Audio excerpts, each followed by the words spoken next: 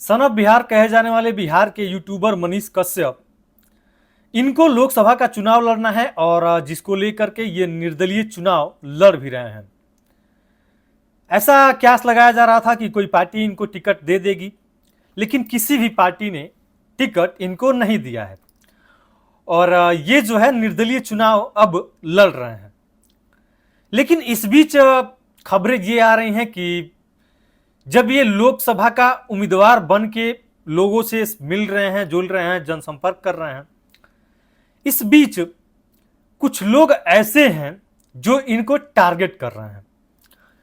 इनके माता को गाली, इनके भाई को गाली, मार देंगे, ये कर देंगे, वो कर देंगे, यहाँ तक लोग बोल रहे हैं। गाली दिया जा रहा है, सही।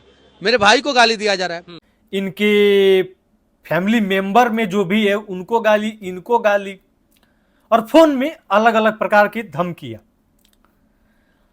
तो मनीष कश्यप को लेकर के आपका क्या मानना है? जो ये चुनाव लड़ रहे हैं और जो इनको धमकियां मिल रही है, इनके परिवार वालों को गालियां मिल रही है, कमेंट में अपनी राय जरूर दीजिएगा।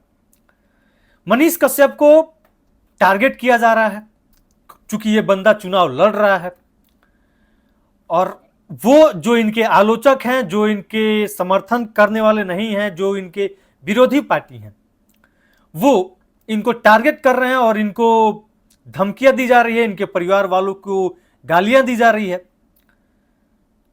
ये कहां तक सही है? कमेंट सेक्शन में अपनी राय हम तक जरूर पहुंचाइएगा।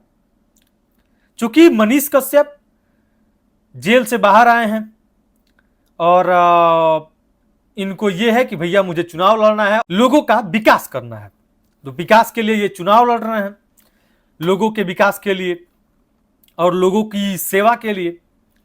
लेकिन कुछ लोग जो हैं इनको गालियां दे रहे हैं। तो इसमें आपका क्या राय है? कमेंट में अपनी राय जरूर दीजिएगा।